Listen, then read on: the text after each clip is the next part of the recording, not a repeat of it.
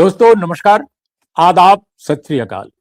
Urmilesh official के इस कार्यक्रम में आपका बहुत बहुत स्वागत है। मैं हूं उर्मिलेश। 11 मार्च की शाम को जम्मू कश्मीर के जम्मू शहर में एक शादी का समारोह था। फारूक अब्दुल्ला जो 88 साल के हैं, मुख्यमंत्री जम्मू कश्मीर, जो पहले रह चुके हैं, और उनके बेटे इस वक्त मुख्यमंत्री हैं, उमर अब्दुल्ला साहब।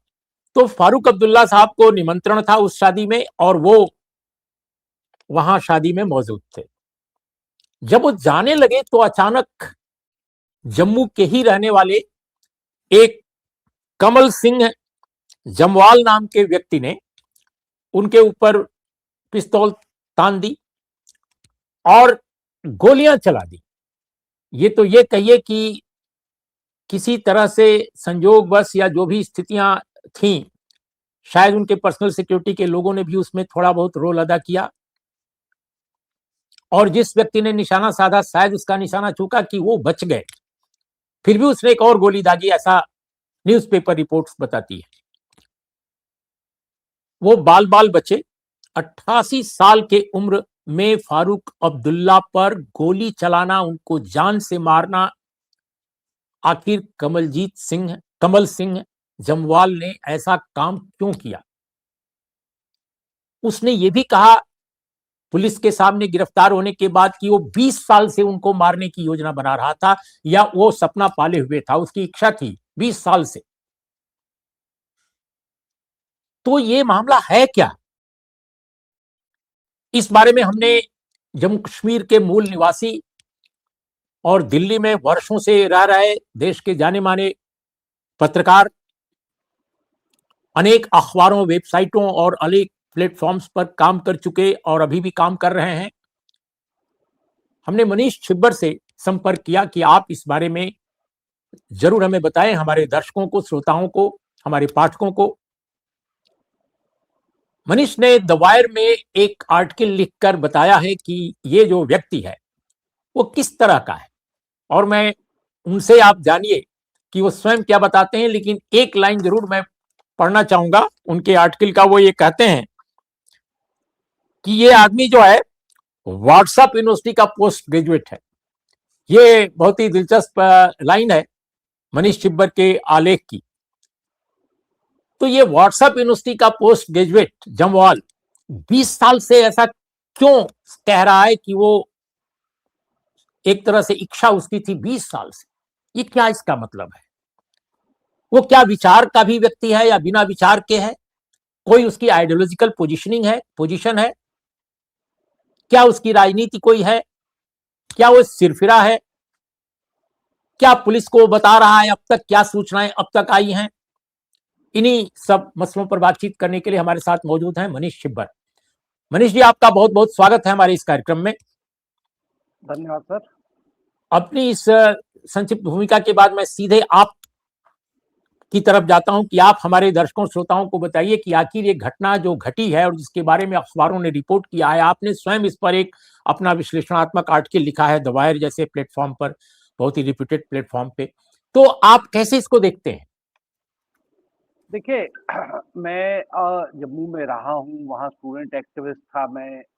एक दो बार मेरा ये फारूक अब्दुल्ला सरकार ही थी तब, जब मैं लॉ कर रहा था उस समय हमारा देखिए, जम्मू कश्मीर में एक बहुत बड़ा फीलिंग है, जम्मू वर्सेस कश्मीर। वहाँ कम्युनल पॉलिटिक्स कभी नहीं हुई है। अभी अभी कुछ साल से हो रही है, उससे पहले कभी नहीं हुई। वहाँ हमेशा जो जम्मू के रहने वाले हैं, और जम्मू के रहने वालों में मैं जम्मू के हर नागरिक को गिनता हूँ, चाहे वो किसी भी धर्म को का पालन करता हो, किसी भी मजहब का हो, किसी भी जात का हो। वहाँ हमेशा ये एक फीलिंग रही है कि जम्मू के साथ हमेशा एक डिस्क्रिमिनेटरी एटीट्यूड था, रहा है। और इसमें जब भाजपा थोड़ी वहाँ मजबूत हुई तो इन्होंने उसको हवा दी, और इस मामले में इसने तूल पकड़ा। ये कमल सिंह जमवाल है। मुझे याद आता है कि लास्ट टाइम जब मैं क्लास 8वीं में था, जम्मू में एक 1 या 2 दिन के राइट्स हुए थे हिंदू सिख, बड़ा छोटे पैमाने पे थे, लेकिन वो सिखों का 13 जनवरी का एक जुलूस निकल रहा था, उस पे कुछ लोगों ने पथराव किया। इसी एरिया में शुरुआत यहीं से हुई थी जहाँ ये कमल सिंह जम्वाल रहते हैं। ये 1989 की बात है, 1989। और मुझे याद है कि 2 या 3 लोगों की डेथ हुई थी उसमें। और कमल सिंह जम्वाल तब पहली बार सुर्खियों में, तो उन दिनों अब ये टीवी वगैरह इतना नहीं था, लेकिन जम्मू में काफी लोगों को पता चला कि कमल सिंह जम्वाल नाम का एक आदमी है जो फोर फ्रंट पे था उन दिनों में। ये कमल सिंह जो थे, ये इनकी कोई आइडेंटिटी नहीं थी, इनकी कोई पॉलिटिक्स नहीं थी, सिर्फ ये था कि हमने बस पत्थर मार रहे हैं। वो एक हम लोग मजाक बनाते थे उन दिनों में कि ये पत्थर सेना है। तो ये और पुरानी मंडी जहाँ इनकी दुकानें हैं, जहाँ के ये बाशिंदे हैं, उसी एरिया से वो शुरुआत हुई थी। वहाँ उन दिनों एक अशोक गुप्ता करके शिवसेना के लीडर थे, वो काफी उन दिनों सुर्खियों में आए क्योंकि उन्होंने हवाई फायर किया। और जैसा कहते हैं, बाकी वो हिस्ट्री है। उसके बाद जैसा अमूमन होता है कि ये धीरे धीरे धीरे फिर सोशल मीडिया आया, उसका वर्चस्व हुआ। सब लोग किताबें नहीं अब पढ़ते हैं, अब सोशल मीडिया पे पढ़ते हैं। अपना ज्ञान सारा जो है वो अभी अनफॉर्चुनेटली व्हाट्सएप और फेसबुक और यूट्यूब से ले रहे हैं। ये भी जिन जिन लोगों से मेरी, पुराने लोग जो जो इनको जानते हैं, एक दो पुलिस अफसरों से भी मेरी ऑफ द रिकॉर्ड बात हुई, वो बताते हैं कि जब भी कोई मौका आता है, कोई ऐसी चीज जो जिसको हम डिविजिव कह सकते हैं, जो समाज को बांटने वाली हो, तो कमल सिंह जी का नाम सबसे आगे आता है। तो इनफैक्ट वहाँ किसी पुलिस वाले ने मजाक में कहा ये इनका एरिया है और वो सिटी चौक पुलिस स्टेशन है, उसके अंडर आता है। तो वहाँ मैंने एक किसी अफसर से बात की, तो उसने मुझे कहा कि जैसे ही कुछ होता है सबसे पहले हम बोलते हैं कमल कहाँ है। तो ये इनका है। और ये कब वो पत्थर से बंदूक पे आ गए, उसके देखिए सिग्नल तो, जितने लोगों से मैंने बात की है सबको ये था कि सिग्नल तो काफी देर से आ रहा था कि ये अब ज्यादा हिंसात्मक प्रवृत्ति हो रही थी, ज्यादा इनको। इनफैक्ट अभी थोड़े दिन पहले एक वहाँ के लोकल बीजेपी लीडर है, उनके बेटे की शादी में ये थे, वहाँ इनके साथ कुछ लोग खड़े थे। उन लोगों ने से किसी एक ने मुझे ये बात कही कि इन्होंने कहा कि भाई अब पत्थर से काम नहीं चलेगा, अब तो बंदूक चलानी पड़ेगी। तो लोग देखिए, जम्मू में मैंने जो आपको शुरुआत में बताया कि कभी भी ऐसा नहीं है। जम्मू के काफी लोग हैं जो फारूक अब्दुल्ला और उनके परिवार को पसंद नहीं करते हैं, लेकिन कश्मीर में भी बाय दैट लॉजिक कई ऐसे लोग हैं जो बीजेपी को पसंद नहीं करते। अब लोगों को, जम्मू के लोगों को आश्चर्य ये हुआ कि जब इन्होंने बंदूक निकाल के फायर दाग दिया, और वो सबसे बड़ी बात ये कि जब उनको पुलिस ने पकड़ा, इन्होंने भागने की कोशिश नहीं की, नंबर एक। नंबर दो, उसके बाद जो भी टीवी वालों से इन्होंने बात की और बाकी लोगों से बात की, पुलिस वालों से बात की, इन्होंने, जी। इनके मन में एक भी बार ये नहीं आया कि मैं कह दूं कि मैंने कुछ गलत किया है। देखिए, ये एक बहुत बड़ी सोच है, अनफॉर्चुनेट पार्ट है आज के दौर में जहां हम रह रहे हैं, कि वो रिपेंटेंट नहीं है, वो ये मानने को तैयार नहीं है कि मेरे से कोई गलती है। वो कह रहे हैं जो मैंने किया है वो ठीक किया।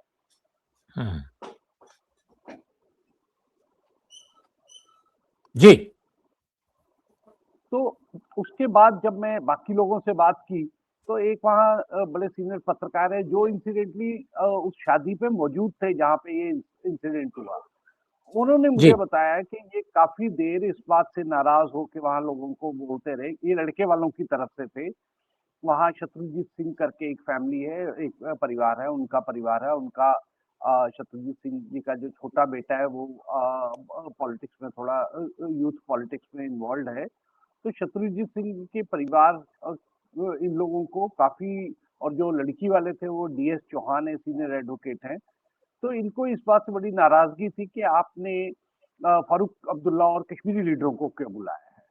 तो अच्छा। लोगों ने इनको समझाया कि देखिए ये परिवार का मामला है। उन्होंने अब और देखिए, फारूक अब्दुल्ला, उनके परिवार या नेशनल कॉन्फ्रेंस का जम्मू में जैसा भी रहा हो, लेकिन जम्मू में एक बड़ी संख्या में लोग उस फारूक अब्दुल्ला को पसंद करते हैं, क्योंकि फारूक अब्दुल्ला देखिए वो जिसको एक करिश्मा कहते हैं वो तो है ही है ना।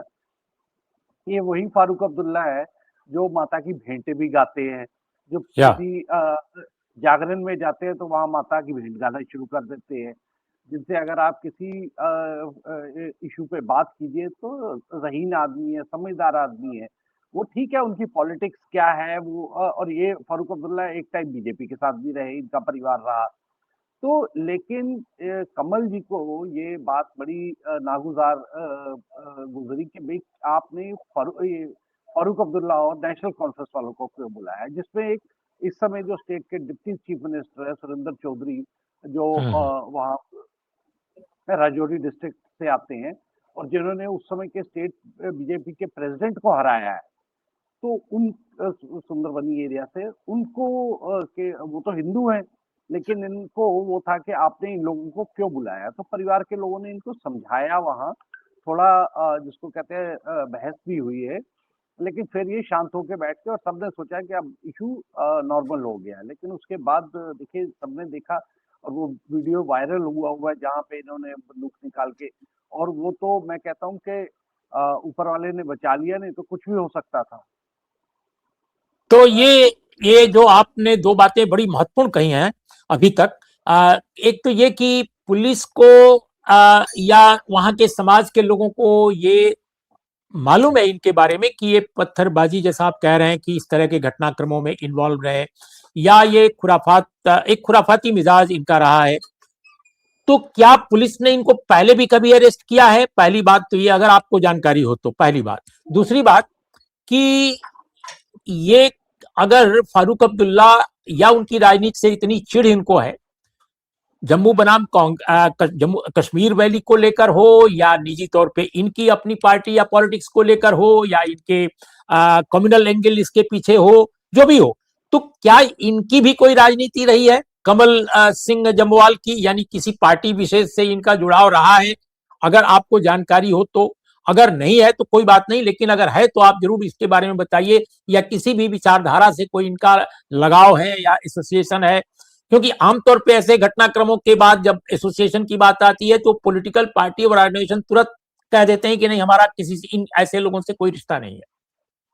देखिए मैं पहली बात का आपका जवाब दूं कि ये काफी समय से पुलिस वालों को ये पता था कि इनके विचार किस तरफ जा रहे हैं। ये इन सबको आजकल वो सारी दुनिया में ऐसा हो रहा है कि खासकर हम लोगों के बीच में, कि हम लोगों के आसपास ऐसे कई लोग हैं जो सबको नेशनलिज्म का, देशभक्ति का सर्टिफिकेट बांटते फिर रहे हैं। ये भी उनमें से एक थे, और जिसकी वजह से मैंने जब इनके जहाँ जिस एरिया में ये रहते हैं, वहाँ के कुछ दुकानदारों से बात की, जिस गली में इनकी ये रहते हैं पुरानी मंडी में, पुरानी मैं मंडी। वहाँ हाँ जी, पुरानी मंडी, वहाँ मेरे कई बचपन के दोस्त हैं, पहली क्लास के दोस्त हैं।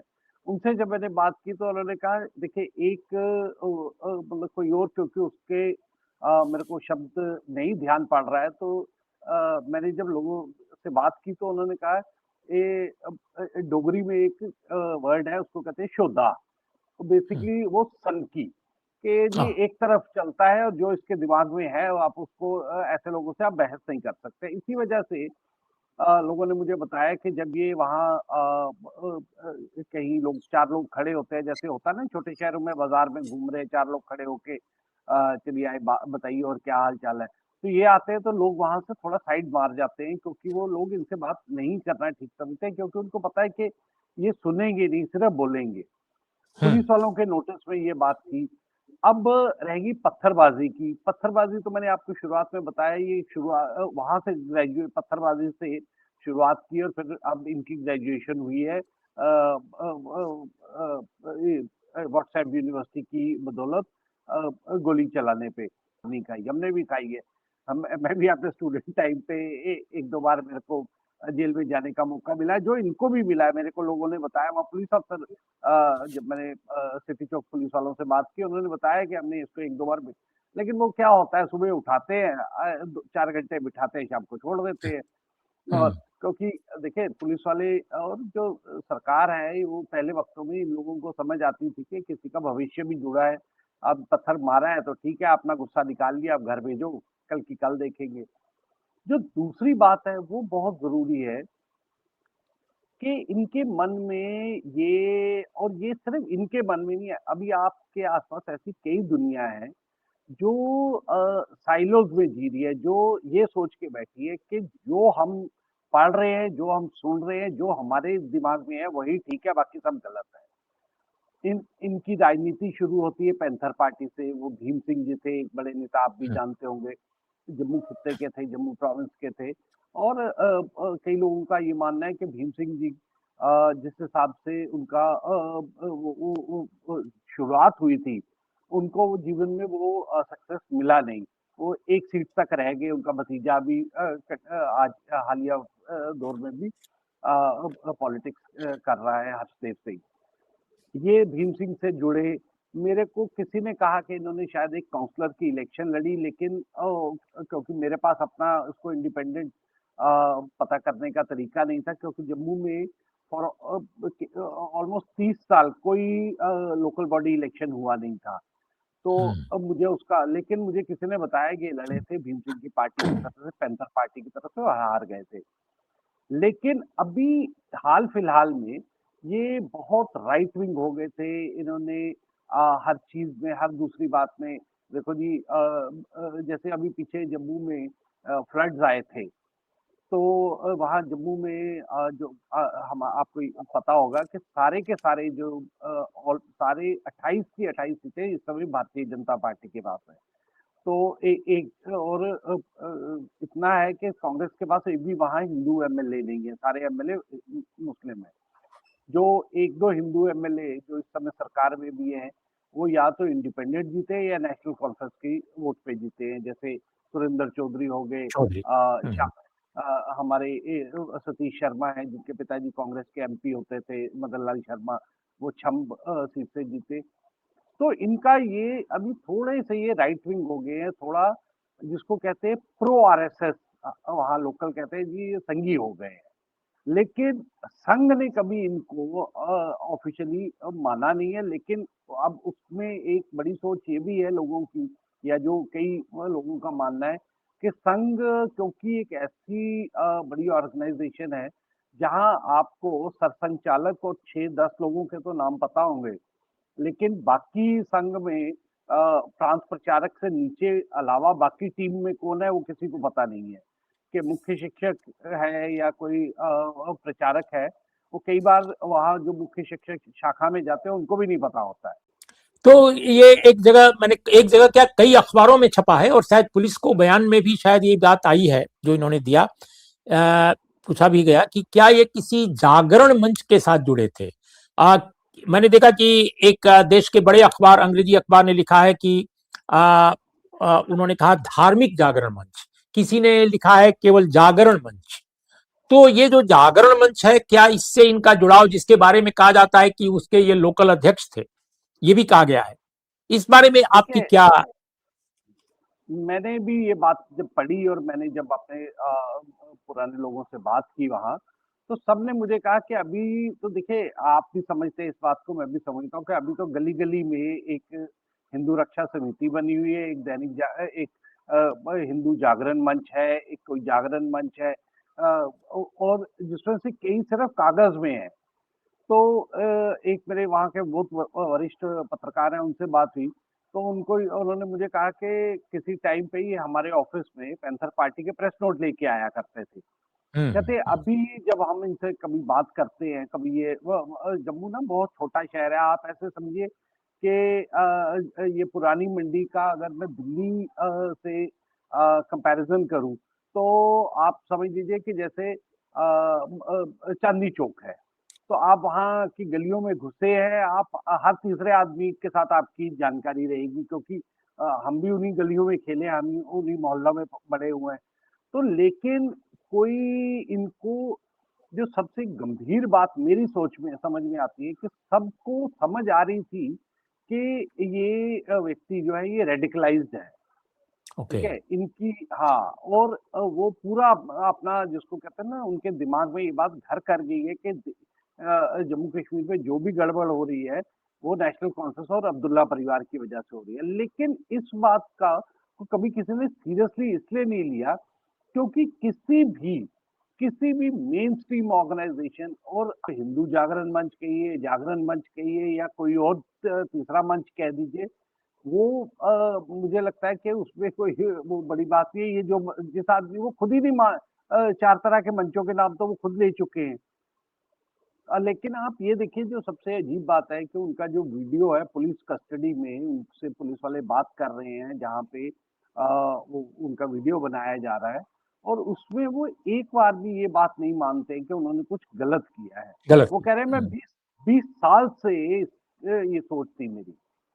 और सबसे जो बड़ी बात, मैंने लोगों से पूछा, मैं करते क्या है? क्या कुछ नहीं, तो मैं घर तो चलता होगा।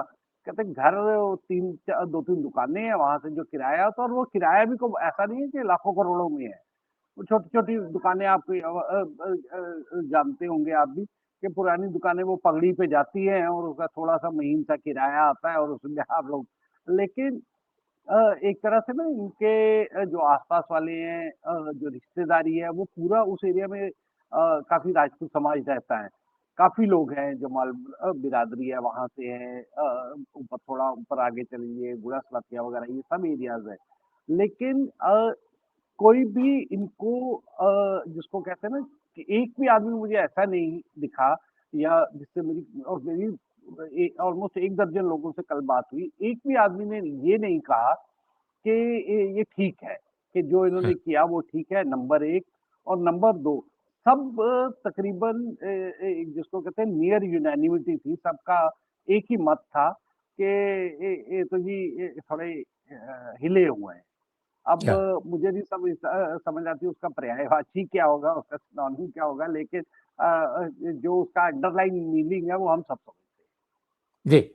तो बिल्कुल आखिर में मनीष, बिल्कुल संक्षेप में, कि काफी हद तक ये गोडसेवादी मिजाज जैसा एक खुराफाती मिजाज, और जो जो इस तरह के घटनाक्रम को अंजाम देने के बाद भी कहता है कि हमने बिल्कुल सही किया।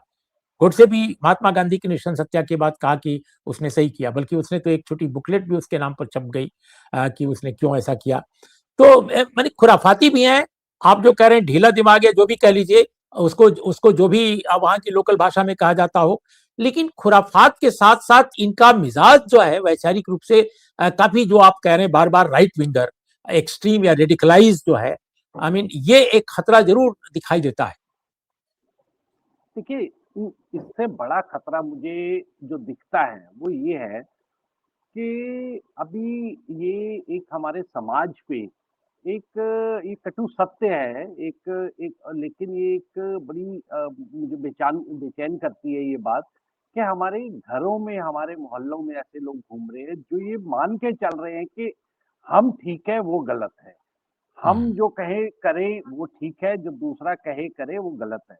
और हम लोग उसको चुप रह के, उसके ये ऐसे लोगों के साथ उठते बैठते हैं, इन लोगों को जिसको कहते हैं टॉलरेट करते हैं। वो एक, मुझे लगता है एक हम लोगों को के लिए चिंता का विषय होना चाहिए, क्योंकि मैंने उनके जो वीडियोस भी देखे, और जो मैंने जितने लोगों से बात की, कोई भी ये मानने को किसी ने भी, हालाँकि किसी ने इनको डिफेंड नहीं किया, ये सबसे अच्छी बात ये है, कि इसका मतलब अभी हमारे आस-पास थोड़े बहुत समझदार लोग हैं। लेकिन किसी ने ये भी सबने कहा कि देखिए वो जो कर रहा है, जो उसने कहा है, वो तो माफ़ी नहीं माँग रहा है। अब अब देखिए, और इसमें और सबसे चिंता का विषय ये भी है कि अभी जो पुलिस है, पुलिस महकमा है, वो स्टेट गवर्नमेंट के अंडर नहीं है, क्योंकि वहाँ पुलिस की पावर उनके पास नहीं है, जैसे दिल्ली में नहीं है। तो अब ये एक शादी में जेड प्लस सिक्योरिटी वाले फारूक अब्दुल्ला के इतनी पास, और ये तो मैं कहता हूँ कि अब एक करिश्मा हुआ है कि वो बच गए, नहीं तो 1 इंच गोली इस साइड होती तो उनका काम हो गया था। तो ये बड़ा सोचने की बात है कि ये, और सबसे बड़ी बात, जो मैंने आपको बताया कि मैं जब वो पत्रकार से बात कर रहा था जो उस शादी में मौजूद थे, उन्होंने कहा ये व्हाट्सएप यूनिवर्सिटी के पोस्ट ग्रेजुएट है। तो मैंने उनको कहा, मैं जी तो ग्रेजुएट और अंडर ग्रेजुएट भी होते हैं? कहते हैं जो ताज़ा-ताज़ा इस साइड आए हैं, जिनका ब्रेन वॉश अभी शुरू हुआ है, वो तो अभी पढ़ रहे हैं। कहते हैं अब ये उस स्टेज में आए थे कि इनके पास अगर प्लेटफ़ॉर्म देते तो ये जो ज़हर उगल सकते थे, उगलते थे। वो जी, चाहे 4 लोगों के साथ सड़क पे मिल के उगलते थे या कहीं अब ये उतने बड़े नेता थे नहीं कि इनको तकरीर करने का या स्पीच देने का मौका मिले। लेकिन मौका अगर मिलता। कोई पार्टी इनको देती, तो ये ज़रूर ये बात सबके सामने पब्लिकली भी कहते।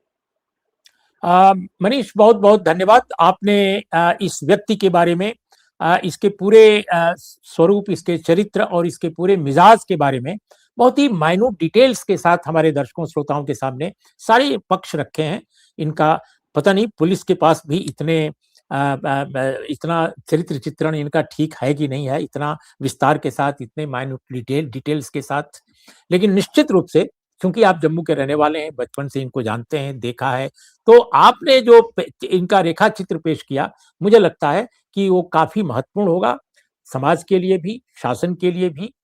आ, लेकिन दोस्तों, ये घटना जो है, फारूक अब्दुल्ला साहब तो बच गए, 88 साल की उम्र के फारूक अब्दुल्ला। लेकिन ये खतरनाक दौर है कि इस तरह का मिजाज लेकर लोग सड़कों पर, गलियों में, शहरों में, मोहल्लों में घूम रहे हैं। अब कब क्या वो कर दें, कोई ठिकाना नहीं। तो एक ये कमल सिंह जम्वाल एक इंडिविजुअल अकेले नहीं है, ऐसे असंख्य लोग हमारे समाज में पैदा हो रहे हैं। बहुत ही खतरनाक दौर है। इस खतरनाक दौर के बारे में जो मनीष जी ने कहा है, उस पर जरूर गौर करना चाहिए। तो इन्हीं शब्दों के साथ आप सबका बहुत बहुत धन्यवाद। आप हमारा कार्यक्रम देखते हैं, आपको कैसा लगता है जरूर बताइए। हमारे कार्यक्रम को अगर आप पसंद करते हैं तो सब्सक्राइब कीजिए और अपने दोस्तों से भी कहें कि वे हमारे वीडियो को सब्सक्राइब करें, हमारे चैनल को। नमस्कार, आदाब, सत श्री न अकाल। नमस्कार।